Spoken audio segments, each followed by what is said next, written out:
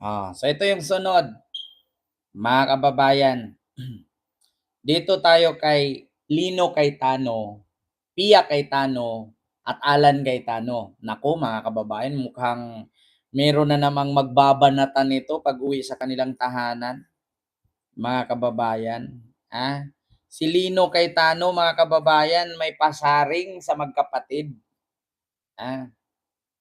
Kung napansin ninyo mga kababayan, si Alan Cayetano ay senator judge.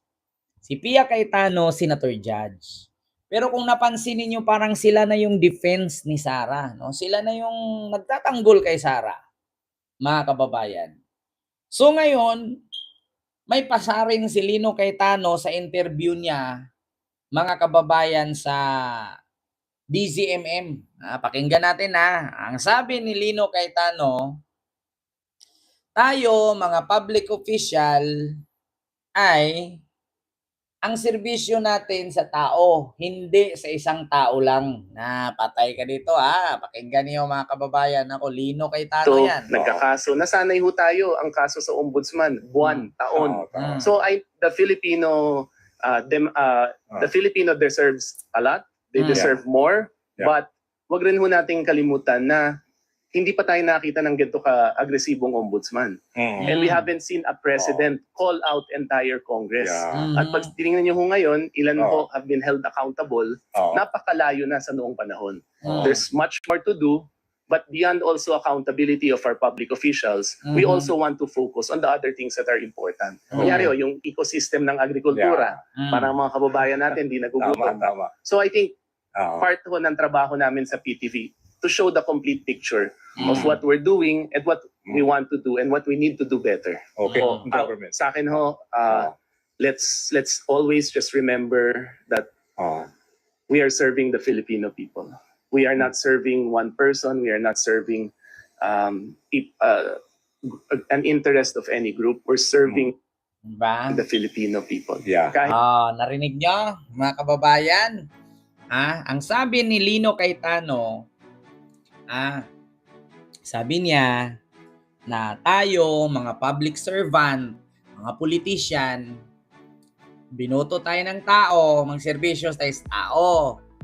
Hindi lang sa isang tao, sa isang grupo, o sa isang samahan. Narinig mo yan, Alan, Pia? Kasi nakikita natin mga kababayan, si Alan kung makasuporta kay Sara, parang parang halos gagawin na yung kandila si Sara, sindihan niya, tapos gaganog-ganon siya doon sa altar, itusok ni Sara Si Pia Cayetano parang ganon na din halos magdadrama, hihingal-hingal ni. Wala man lang nagkakamusta sa amin. Kaya nga sinabihan ni Jose Claire Castro, ay kumusta po Senator Pia? Kasi parang kada salita niya hinihingal mga kababayan. Parang parang kakaiba May mga pahingal-hingal version. Mga kababayan, like po tayo, share and subscribe. May mga pahingal-hingal na nalalaman itong mga to. Bakit nagkakaganon? Mars. Sabi ko nga sa inyo, katulad nito, talagang gusto niyang patayin ang presidente. Katulad nito, kinalaban ni did Alan regret asking that question? Cayetano.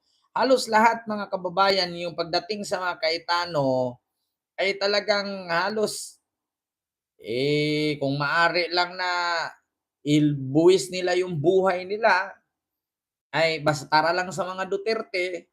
Di ba? Kaya sabi ni Alan, tayong mga politician, huwag tayong mag-focus sa isang tao lang, sa isang grupo o sa isang samahan. Dapat mag-focus tayo, mga kababayan, sa taong bayan.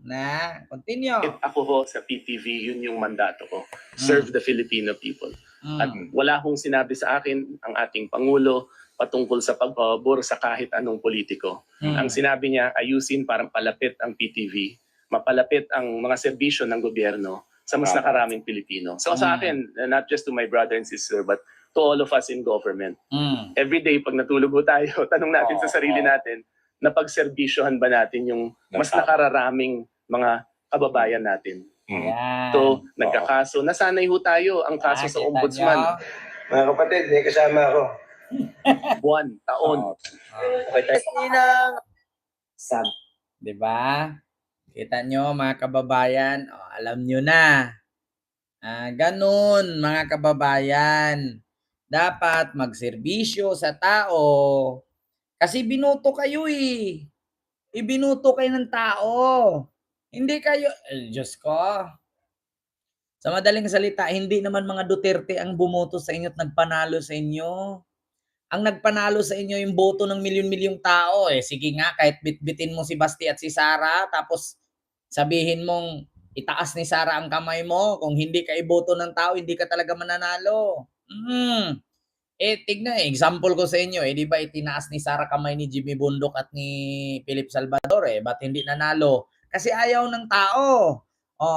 Kaya kayo nanalo kasi ginusto kayo ng tao, binuto kayo ng tao. Sa madaling salita, hindi dahil sa mga Duterte kaya kayo nanalo. Una, ang mga kandidato ni Sara noong eleksyong 2025, 10. Dalawa lang ang pasok. Ibig sabihin, ayaw nga nung 8. Ayaw ng tao nung 8. So, sa madaling salita, kaya nanalo kayo, ginusto kayo ng tao, magserbisyo kayo sa tao. Hindi si Sara nagpanalo sa inyo. Lagi ninyong pagtatandaan. Una, kung talagang si Cayetano ay binoto ng mga DDS, ba't hindi siya nanalong vice president nung nagsama sila ni Digong?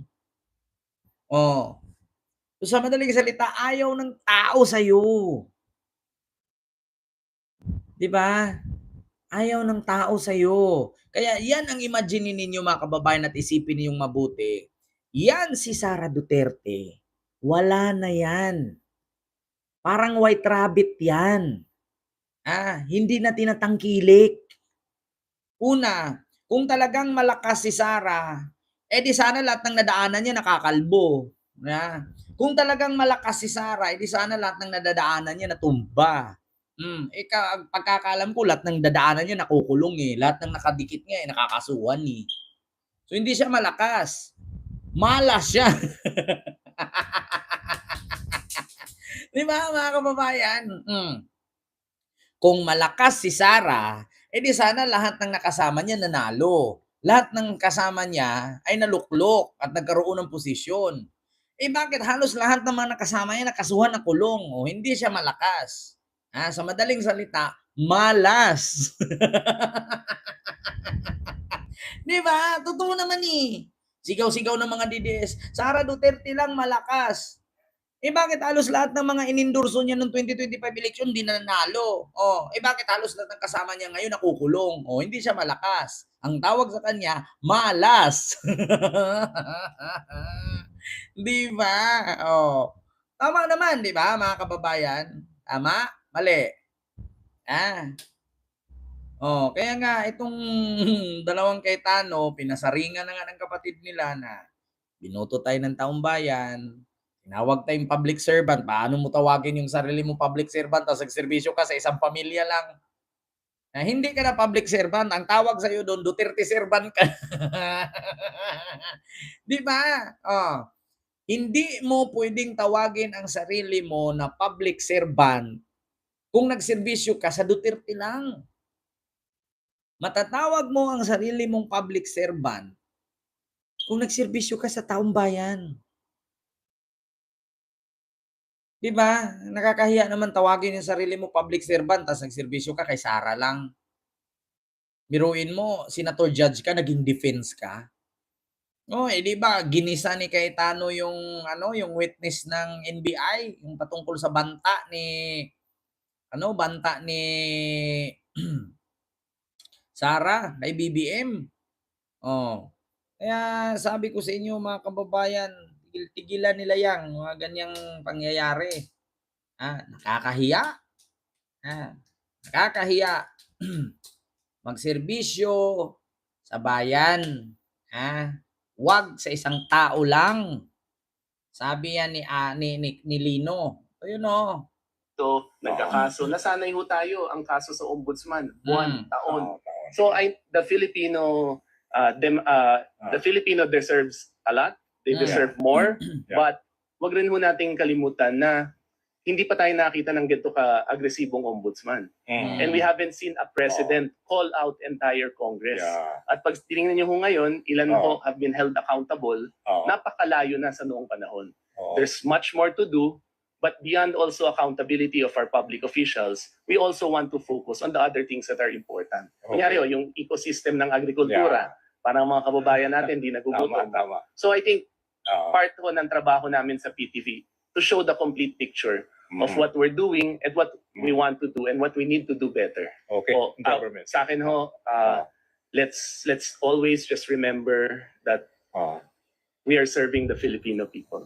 We are not serving one person. We are not serving an interest of any group. We're serving. Di ba? Oh. So yun po yun, mga kababayan. So maraming salamat po sa inyong lahat, mga kababayan.